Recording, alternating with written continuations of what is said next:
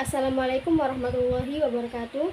Kami dari kelompok 11 yang beranggotakan saya sendiri, Tazkiyatul Fikriyah, dan teman saya, Siti Mutiatul Hasanah. Kami di sini akan mempresentasikan makalah kami yang berjudul Kurikulum 2013 dan Kurikulum Darurat. Materi yang akan kita bahas, yang pertama, pengertian dan karakteristik kurikulum 2013 dan kurikulum darurat. Yang kedua, komponen kurikulum 2013 dan kurikulum darurat. Yang ketiga, prinsip-prinsip pengembangan kurikulum 2013 dan kurikulum darurat. Yang pertama, kita akan membahas mengenai pengertian dan karakteristik kurikulum 2013 dan kurikulum darurat. Pengertian dan karakteristik kurikulum 2013. Kurikulum 2013 adalah kurikulum yang menekankan agar materi pelajaran sesuai dengan tahap pengembangan peserta didik. Juga perlunya pembelajaran yang mampu mengembangkan kreativitas siswa. Dan yang sangat diperlukan adalah pendidikan karakter. Kurikulum 2013 sering disebut juga dengan kurikulum berbasis karakter. Kurikulum ini merupakan kurikulum baru yang dikeluarkan oleh Kementerian Pendidikan dan Kebudayaan Republik Indonesia. Dalam Permendikbud No. 68 Tahun 2018 juga menjelaskan bahwa kurikulum 2013 dirancang dengan karakteristik sebagai berikut. Yang pertama, mengembangkan keseimbangan antara pengembangan sikap, spiritual, dan sosial.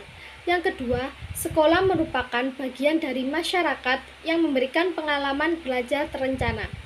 Yang ketiga, mengembangkan sikap, pengetahuan, dan keterampilan.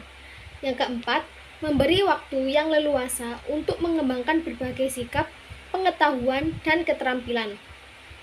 Yang kelima, kompetensi dinyatakan dalam bentuk kompetensi inti kelas yang dirinci dalam kompetensi dasar. Yang keenam, kompetensi inti kelas menjadi unsur pengorganisasi kompetensi dasar. Yang ketujuh, kompetensi dasar dikembangkan didasarkan pada prinsip akumulatif. Selanjutnya, pengertian dan karakteristik kurikulum darurat. Kurikulum darurat merupakan penyederhanaan kompetensi dasar yang mengacu pada kurikulum nasional, yaitu kurikulum 2013. Pelaksanaan kurikulum darurat merupakan salah satu jalan tengah dalam pemenuhan hak pendidikan warga negara Indonesia pada situasi pandemi COVID-19. Selanjutnya, karakteristik utama dari kurikulum darurat antara lain: yang pertama, kesederhanaan; yang kedua, kejelasan; yang ketiga, prioritas; yang keempat, aktivitas. Materi selanjutnya akan disampaikan oleh teman saya, yaitu Siti Mutiatul Hasanah. Assalamualaikum warahmatullahi wabarakatuh. Di sini saya Siti Mutiatul Hasanah akan melanjutkan presentasi dari Mbak Tazkiyatul mengenai komponen-komponen kurikulum 2013 dan komponen-komponen kurikulum darurat. Yang pertama yaitu kita akan membahas mengenai komponen kurikulum 2013.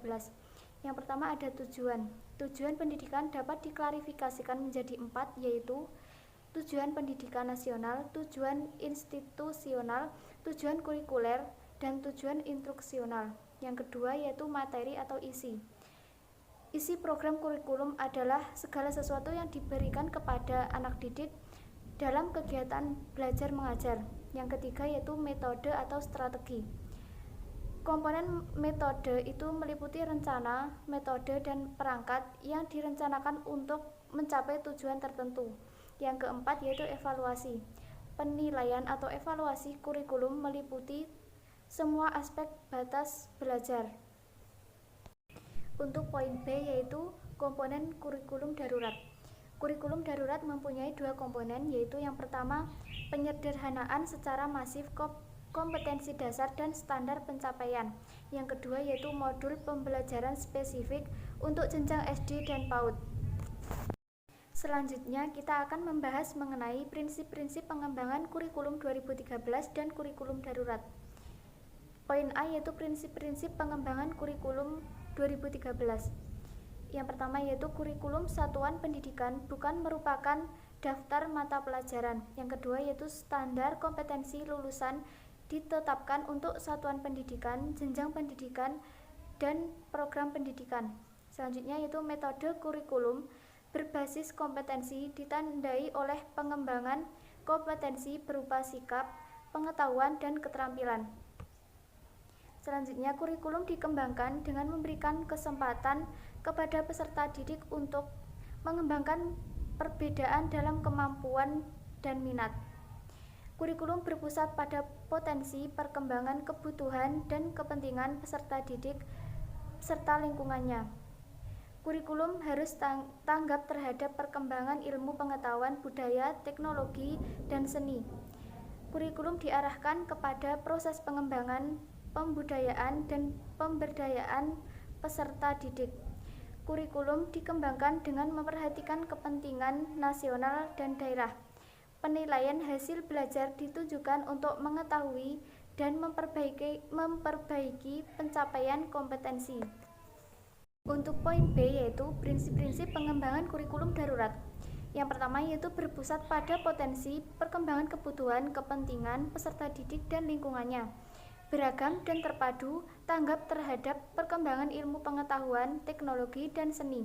Relevan dengan kebutuhan kehidupan, menyeluruh dan berkesinambungan, belajar sepanjang hayat, dan yang terakhir seimbang antara kepentingan nasional dan kepentingan daerah.